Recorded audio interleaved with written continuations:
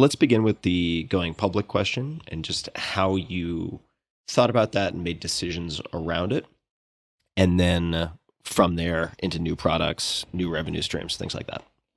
Okay, so first of all, the idea of going public, for example, last time we talked, I don't know exactly what was going on 6 years ago in my head, but the idea of going public, I think around then just seems so foreign. So like, that's never going to happen.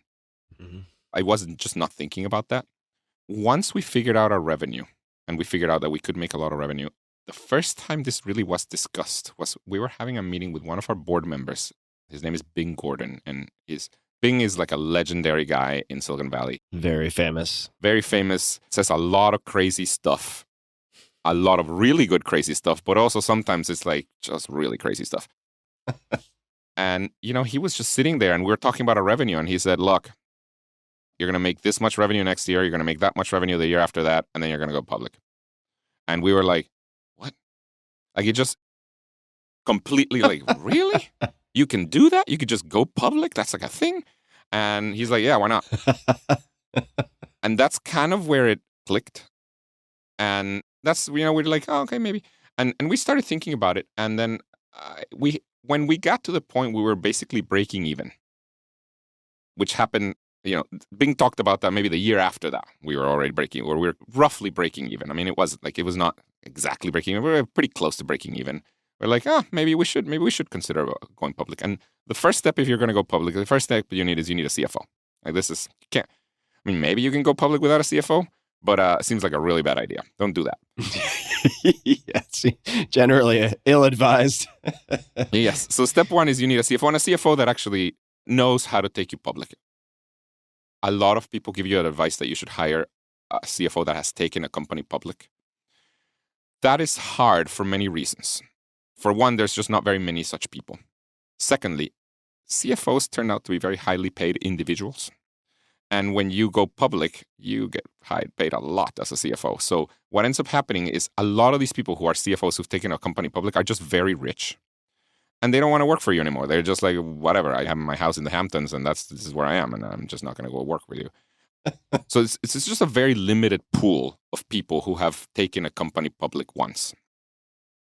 And so there's that. And then we did interview some people and, they had good experience. What we ended up doing for CFO is not take somebody who had taken a company public, but, he obviously knew finance, et cetera. He came from Goldman Sachs, but we maximized for kind of intelligence and grit.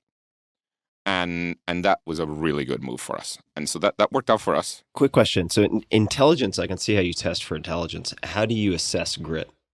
It's just, I think a lot of it has to do from references. I mean, this one, Matt, that we hired, we knew a few people that knew him. And, there's a reference. And they were true. The thing is, they were true. They'll tell you like, oh, Matt Skarupa is like the hardest working, most honest guy I've ever met. And I'm like, to me, the words honest and CFO just kind of don't go together that much. I don't know if I was biased against that. But then we hired a guy that is like the most honest guy. Like we call him, sometimes some of us call him the Boy Scout because it's just like, this guy is just kind of a good guy. And so we hired a Matt. And, by the way, the other thing with Matt is Matt was going to be based in New York right before COVID. We hired Matt, I don't know, his first day was maybe a month before COVID, it's probably like February of 2020 or something like that. He was going to be based in New York, but we're headquartered in Pittsburgh. We have an office in New York with about 100 people. He was going to be in that office, but he knew he had to travel out to Pittsburgh. On his first day, he shows up with it had like 10 slides, a deck with his travel plans for the next 2 years. He had pie charts of fraction of time he was going to spend like in Pittsburgh, in New York, on the plane. Like it's all this stuff that he had done like a massive analysis, like what a consultant would do for some sort of analysis. He's like, this is my travel schedule for the next 2 years. And I'm like, wow, I would have never done anything like this, but I see we hired the right person. He must have spent hours and hours on this. And then poor guy, COVID came, and then that travel plan went down the drain, and he just didn't have to travel. But anyways, you hire a CFO. That's kind of the first thing. And then for me, I think what really mattered was, is our revenue, and this seems to be like what matters the most, is our revenue predictable? are our finances predictable? If your finances are not predictable, you should not go public. You're going to have a real bad time. So, you want to know that your finances are predictable. And by predictable, I mean, I've learned you need to be able to predict your finances with, a year out and be like 3% away. So this is pretty good prediction that you have to, pretty good forecasting. So you have to do that. And you have to have a path to real profitability. That's the other thing. If you don't have either of those, I would say I would not go public. You're just going to have a really bad time. The other thing to say about having gone public, I'm very happy we did. The company operates better.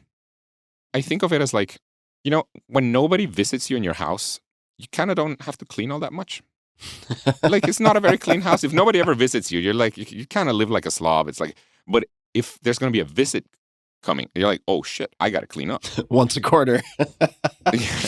Well, it's not once a quarter because now we're like under constant scrutiny. But basically, I think what happened is once the process of going public forced us to do all these things much better. Yeah, like there were all these processes that were like, they were just not well set up as a process, or like we may not even have had a process. And it's like, no, we're going to go public now. Now we have to have a process now. So at this point, our house is pretty clean because we get visits all the time.